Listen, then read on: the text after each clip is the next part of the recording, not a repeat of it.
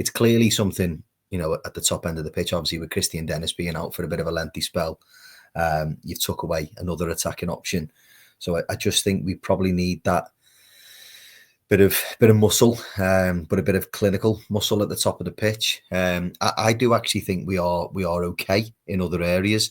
You could probably add another, midfielder into the fray. You've got, the likes of Finlay will be coming back as well. Obviously, Josh Williams is out for the season, but it's for me, it's that top end. I think now Dennis is gone. That has to be the priority. I think it's the priority, as I said to you, for 72 other clubs, but for Tranmere right now, for us to genuinely challenge, we're probably going to be relying on the Premier League knocking someone to the Championship and the Championship team knocking someone into League One and vice versa.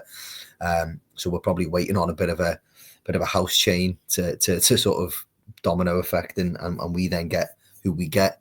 But I just think the attacking option up front needs to be addressed quite significantly, really. You mentioned Christian Dennis there. So the understanding, Tranmere haven't confirmed anything yet, as far as I'm aware, is that he's going to be out for a reasonable period of time. Yeah. And the problem with Christian Dennis is that he takes a little bit of time to get up to speed once he gets back into a team as well. So it might be 4 or 5 months, and therefore perhaps January before he's seeing a Christian Dennis at his absolute best. And without him, Tranmere are clearly a weaker squad, because we talked about the drop-off from Omari Patrick to the players around him. The drop-off from Christian Dennis / Josh Davison, who we presume are the two first-choice strikers, to a Harvey Saunders, I think we all think is quite a lot. So I do think you're right. I think Dennis's injury has sped up or intensified the necessity to bring in a striker, and probably one with a bit of experience as well. Because if you look at that squad now, we've talked a lot in the past about wanting young players, but there's actually quite a young squad. Taylor Harris is a young player, obviously here on loan.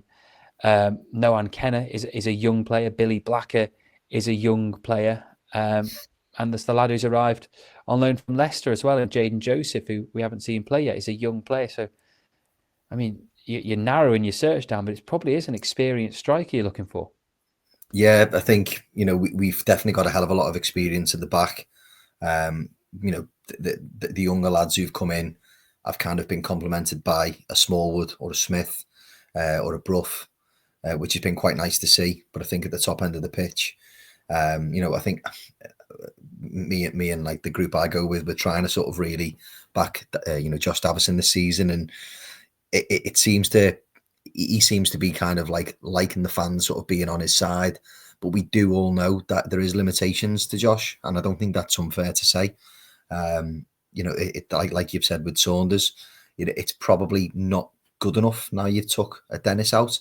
Again, then you're coming a little bit reliant on a Patrick, and I sort of noticed against Gillingham that they kind of doubled up on Patrick a little bit. So just to have that experienced front man come in. There's obviously talk of, I can't think of the chap, Ironside over at Doncaster. There's been a few whispers, but he's probably being looked at by everyone else, and he'll end up at Swindon or something daft like that, like it always happens. But I just think we need to address that experienced front man at the top end of the pitch, because otherwise, as you said, you've got Harris, which he looks bright.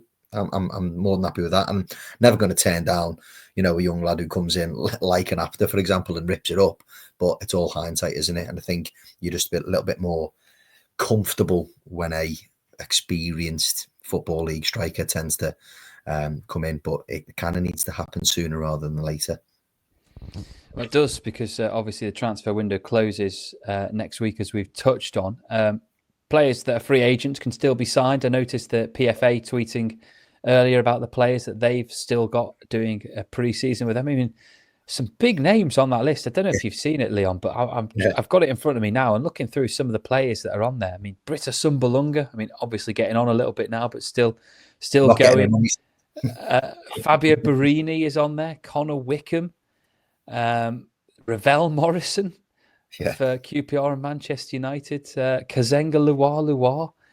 I mean, some incredible names on there, and then there's a few that are well known to Tranmere as well, like Declan Drysdale is part of this camp, which is good. Kyle Jameson, which is nice to see him on there. Ryan Watson as well. Connor Wood. So there's plenty of people that we're familiar with. But it stuns me when you look through some of these names. Mustafa Carriol is a huge name. Haki Adelakan, I think, has always been a player that's impressed me. You know, that's a market there that you're looking at these players, they're out of contract, and there must be one or two that are worth a look. Or am I being silly because they haven't had a look yet? That's my unfortunate sort of cynical, head that goes to. I'm thinking it's week 9 of the PFA thing, and these lads haven't been picked up yet. I think Connor Wood's been on there since day one, and it just kind of would I turn down a Britt Assombalonga? Probably not. Adeluka, I would probably take him as well. So I'm kind of contradicting my point, but the whole, I just looked at it the other day and I thought, why are you still on there? Why, are they asking for too much money? What is it? Is the agent sort of messing about? You never know, but you think to yourself, 4 weeks into the season and you're knocking around with the PFA, you surely want to be at a club now and you want to be getting moving,